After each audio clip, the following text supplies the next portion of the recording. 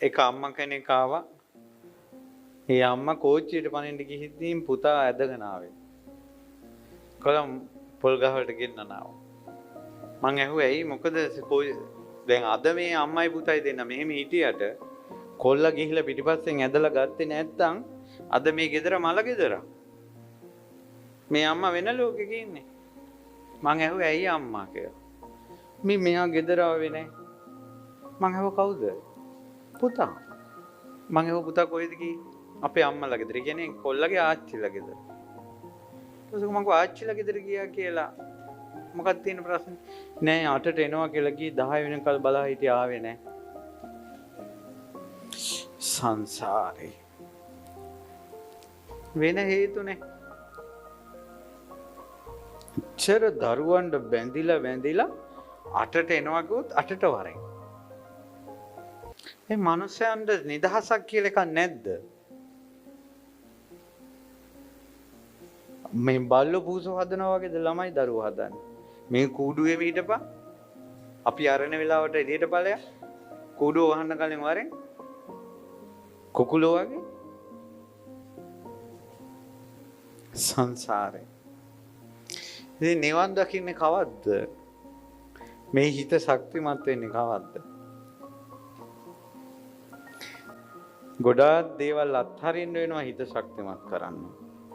දරුවෝ මැත්තේම නැහිලා ඉන්න අය දරුවෝ පොඩි වචනයක් කිව්වත් හිතිරි දෙනවා. පොඩි දෙයක් කළත් හිතිරි දෙනවා. හේතුව අල්ලගෙන ඉන්නේ දරු සම්පත. මම අම්මා කෙනෙක් විදියට තාත්තා කෙනෙක් විදියට මං යුතුයකම් ඉෂ්ට කරනවා. හොඳ නරක අපිත් කියලා දෙනවා, ඉස්කෝලවලිනුත් කියලා දෙනවා, මේ බණවලටත් කියලා දෙනවා. ඔච්චරත් තේරෙන්නේ නැත්නම් අපිට කරන්න දෙයක් නැහැ. අපිට පුළුවන් දේ අපි කරනවා කියලා. මේ සමාජයට උපේක්ෂාවෙන් මුහුණ දෙන්න අම්මට පුළුවන් නම්, ඒ තාත්තට පුළුවන් නම් ඒ හිත ශක්තිමත් වෙනවා. නෝනා මහත්තයා වුණත් එහෙමයි. මහත්තයාට ගොඩාක් ලෙන්ගතු වෙන්න. නෝනට ගොඩාක් ලෙන්ගතු වෙන්න. hina වුණේ නැත්තම්, කතා කළේ නැත්තම්, කෝල් කළේ නැත්තම්, හෙව්වේ නැත්තම්, බැලුවේ නැත්තම් හිතිරි දෙනවා. මට අඩු සැලකිලි කියලා හිතෙනවා. එහෙම නෙවෙයි.